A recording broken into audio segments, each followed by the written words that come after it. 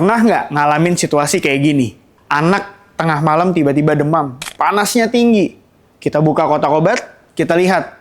Nyarinya paracetamol yang paling sering kita pakai. Tapi ternyata nggak ada. Yang ketemu cuma antibiotik yang ternyata sisa antibiotik 3 bulan yang lalu.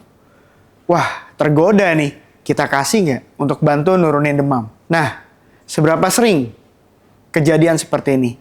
Tapi jangan dilakukan, stop. Jangan berikan obat yang sudah diberikan 3 bulan yang lalu dan masih sisa. Seberapa sering ketika kita perlukan, bahkan obat yang ringan justru kita nggak temui. Lewat video ini, kita akan membahas obat-obat apa saja yang harus tersedia di rumah.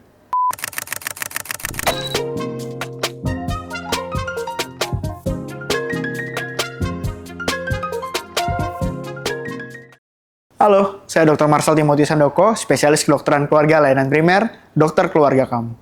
Di video ini, saya akan membantu Anda untuk menyiapkan kotak obat di rumah dengan lebih tepat, sehingga saat terjadi keluhan kesehatan ringan, tidak panik, dan tahu langkah pertama apa yang harus dilakukan. Kalau Anda ingin mendapatkan edukasi kesehatan yang praktis, mudah dipahami, dan berdasarkan bukti ilmiah, jangan lupa subscribe di RV Channel, aktifkan lonceng notifikasi, dan ikuti terus video-video terbaru kami. Sebelum membahas satu persatu, saya ingin meluruskan satu anggapan. Banyak orang berpikir semakin banyak obat tersedia di rumah, maka semakin aman, semakin tenang.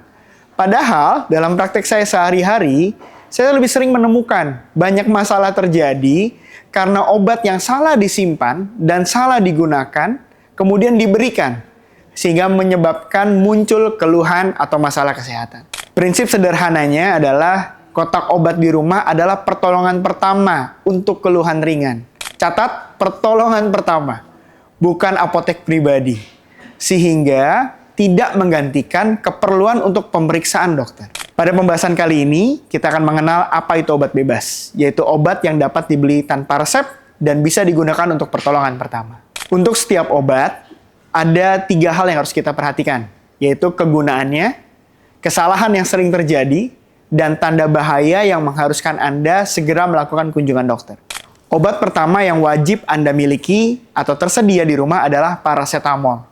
Digunakan untuk demam, sakit kepala, nyeri otot, atau sakit gigi ringan. Ada 2 kesalahan besar yang sering saya temui. Yang pertama, yaitu dosis anak yang dihitung dari usia. Yang benar, dosis paracetamol dihitung dari berat badan anak. Sehingga para orang tua harus mengetahui berat badan anak dan takaran pemberian berdasarkan berat badan anak. Selain berdasarkan berat badan, dosis juga harus diberikan pada rentang waktu yang tepat.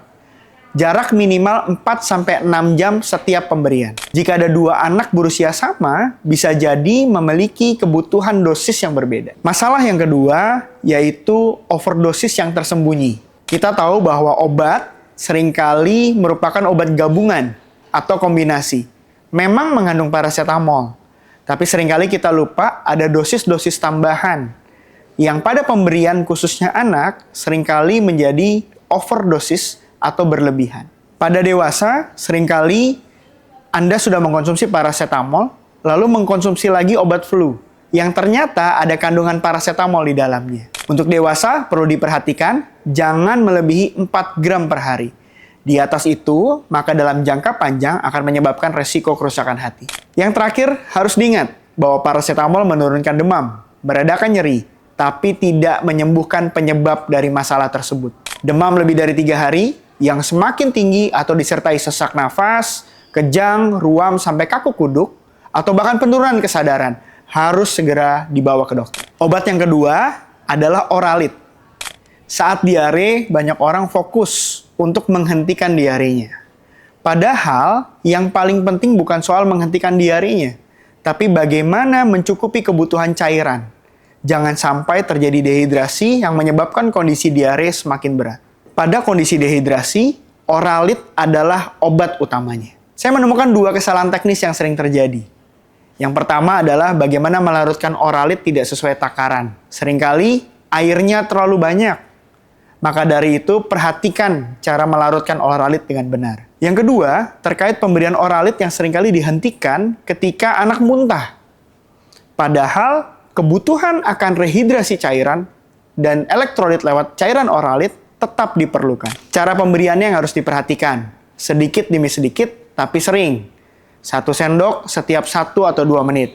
Sehingga kita mengusahakan pemberian Oralit dengan cara yang benar. Selain Oralit, pada anak, jika mengalami kondisi diare, juga perlu ditambahkan zinc yang digunakan selama 10 hari penuh. Walaupun diare sudah berhenti, tetap diberikan zinc. Kenapa? Karena terbukti mempercepat penyembuhan dan mencegah diare itu terjadi berulang. Pada kondisi diare, perlu diperhatikan tanda bahaya.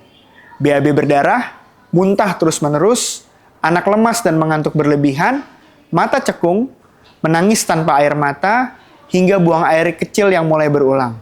Segera konsultasikan ke fasilitas kesehatan terdekat. Obat berikutnya yang harus ada di kotak obat adalah antasida. Untuk keluhan perih di ulu hati akibat asam lambung yang berlebihan. Antasida diminum saat keluhan muncul. Bekerjanya cepat tapi efeknya singkat untuk menetralisir asam di lambung kita. Ada hal yang penting yang harus diperhatikan saat Anda mengkonsumsi antasida. Jika mengkonsumsi antasida lebih dari 2 minggu, maka perlu diperhatikan itu bukan lagi masuk keluhan yang ringan. Ada sinyal perlu evaluasi lanjutan. Kunjungi dokter terdekat untuk melihat bagaimana kondisi masalah pada lambung Anda. Yang perlu diperhatikan berikutnya adalah nyeri ulu hati seringkali bukan hanya masalah lambung. Ada salah satu tipe serangan jantung yang memberikan gejala seperti nyeri ulu hati. Oleh sebab itu, perhatikan jika penggunaan antasida kemudian tidak memberikan hasil yang baik dan nyeri terus muncul, bahkan meningkat, maka segera kunjungi fasilitas kesehatan terdekat karena masih mungkin mengalami serangan jantung yang memiliki gejala mirip nyeri ulu hati. Nyeri ulu hati yang mengarah ke serangan jantung biasanya memberikan gejala penyerta yang khas, seperti menjalar ke lengan atau ke rahang, disertai keringat dingin atau bahkan sesak nafas. Kalau polanya seperti itu, jangan ragu, segera kunjungi IGD terdekat. Obat keempat, antihistamin. Untuk keluhan seperti gatal, bersin, pilek alergi, atau kondisi alergi lainnya. Yang jarang orang tahu bahwa antihistamin dibedakan menjadi beberapa generasi. Generasi pertama seperti CTM memang murah dan mudah didapat. Tapi kita tahu CTM menyebabkan kondisi kantuk berat sehingga pada penggunaannya perlu diperhatikan. Pada generasi kedua dari antihistamin seperti loratadin dan cetirizine bekerjanya sama baiknya, namun memiliki efek ngantuk yang lebih kecil. Nah, ini lebih tepat bagi para pekerja, pengemudi, atau pelajar. Perlu dipahami bahwa antihistamin digunakan untuk kondisi alergi dengan gejala ringan. Jika alergi Anda memberat, disertai bibir bengkak, lidah bengkak, sesak mendadak, bahkan sampai sesak nafas, dan pusing sampai hilang kesadaran, itu masuk kondisi alergi berat yang kita sebut dengan anafilaksis. Kondisi anafilaksis perlu mendapat pertolongan utama di IGD terdekat. Obat yang terakhir yang seringkali nggak dianggap, biasa kita gunakan hanya untuk luka ringan, yaitu antiseptik. Antiseptik memang penting pada luka, namun jangan lupa urutannya jangan terbalik. Jika lukanya kotor, bersihkan terlebih dahulu sebelum digunakan atau diberikan antiseptik pada luka Anda. Kita perlu memahami kapan sih luka tidak lagi kita sebut ringan, sehingga perlu penanganan lebih lanjut. Kalau lukanya dalam, lukanya menganga, atau bahkan perlu jahitan. Ada luka seperti gigitan hewan yang perlu penanganan lebih detail karena kita perlu melakukan asesmen resiko seperti dampak atau resiko akibat rabies atau infeksi tetanus. Selain dari 5 obat tadi yang sudah kita bahas, jangan lupa lengkapi kotak obat dengan termometer, plester, kasa steril, perban, gunting kecil, dan juga pinset. Ada yang harus kita perhatikan terkait aturan penyimpanannya. Jangan simpan di kamar mandi atau di dashboard mobil. Panas dan kelembapan akan merusak obat. Yang kedua, perhatikan kadaluarsa setiap obat. Cek secara teratur setiap bulan. Jangan sampai Anda masih menyimpan obat yang kadaluarsa. Yang ketiga, yang paling penting, keluarkan antibiotik dari kotak obat Anda. Antibiotik hanya digunakan dengan resep atas instruksi dokter dan tidak untuk disimpan dalam kotak obat Anda.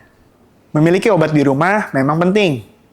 Tapi yang harus kita perhatikan adalah tahu kapan obat boleh digunakan, tahu cara menggunakannya, juga tahu batasannya. Obat bebas adalah pertolongan pertama untuk keluhan ringan.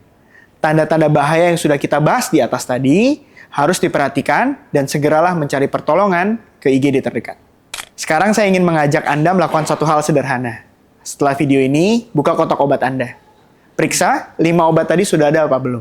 Dan kalau masih menemukan antibiotik, Anda harus menyingkirkan antibiotik dari kotak obat Anda. Kalau video ini bermanfaat, bagikan kepada keluarga, teman, dan jangan lupa subscribe DRV Channel, aktifkan notifikasi, tulis di kolom komentar topik kesehatan keluarga apa yang Anda ingin bahas berikutnya. Saya, Dr. Marcel Timotius Handoko, spesialis kedokteran keluarga. Sampai jumpa di video selanjutnya, tetap sehat, dan semoga keluarga Anda selalu dalam keadaan sehat.